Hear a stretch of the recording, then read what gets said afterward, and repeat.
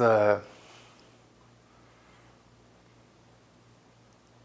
he was a good kid, very good kid. Always willing to help kids or help people in general. Um, he was just my son. I mean, he was just a good kid going to school.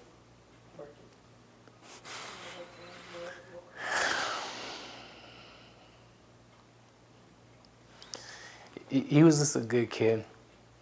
And it's just unfortunate this happened to him. He liked to play sports. He always trying to help others. He was just a clown, kind of like this, always being happy-go-lucky. Is this what he was? And I mean, I could say a lot of things about my son, but I just can't really. I don't know. How did you hear about what It was a weird feeling because he worked that night. He got off work at 11:30 from Subway, and I called him and I was like, Elijah, bring me a sub home. He was there, we're closed. I'm like, okay, and I was like, all right, and just bring me some cookies or something. Bring me something back I can snack on, because now I'm gonna meet my girlfriend at and when I get off work, and I told him, I said, all right, don't come home late. And an hour and 15, 20 minutes later, he gets stabbed in his neck. I mean, so, but I found out from, it was a weird feeling. Like, I was like, 2 o'clock came, 3 o'clock came, 4 o'clock came. I kept calling, texting. And I wasn't getting a response. So finally, I made a police report. At that time, Denasia, his sister, said, well, I know his girlfriend lives. So we went by her house. Her car was there, knocked on her door. And we asked her, like, have you seen Elijah? And she came out and said that, you didn't hear what happened? Like, no. Well, he got stabbed. They rushed him to the hospital. I'm like, what? So that's how it initiated. But I didn't know what hospital he was located because, we called Thunderbird Hospital, and it was just one of those things, I guess. And that's how I found out about it. I just knew that I just had a feeling that something wasn't right because it was like 4:15, 4:20. And I was thinking, like, he's not responding to my calls.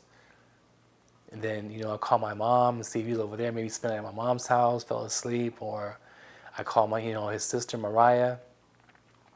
There was no response, and found out that he was in the hospital. And he passed shortly around 2 o'clock in the morning. So you found out through his girlfriend, who was there that night? Right. Okay. What is she saying? That's the thing. She's not saying too much of anything. Like, she just like, oh my God, did you hear it happen? I'm like, no, we didn't. And, from my understanding is that she's at 6th Avenue in Peoria. I live on 47th, between 51st and 47th. That's where I stay at. Why didn't you come by my house and tell me on our way home that my son was in the hospital? She didn't even stop by my house or anything. You know what I mean? So to me, it was just like, I don't know, like, it was a weird feeling, you know what I mean? And like, she knew more than what she should have been telling me, and she didn't. So, and I haven't really judged the fact up to this point, and I just think that it's just unfortunate how it happened. And I heard that he was getting a fountain drink.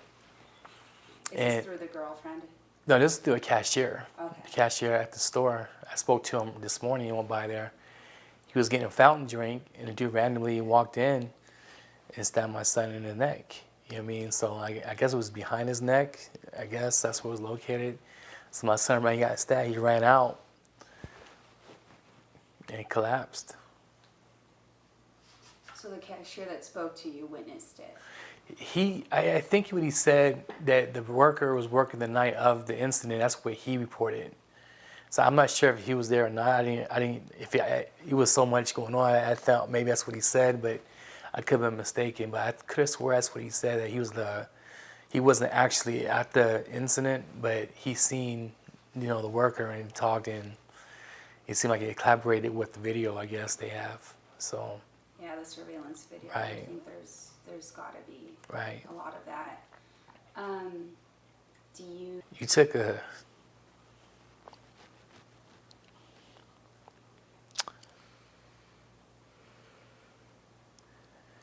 You took a hell of a kid. I don't think he knew. I mean, most people will sit there and they say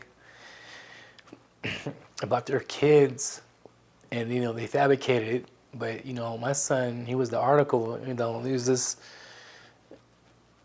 was this who he was, and to me, it was just like, why would you take somebody's life over what?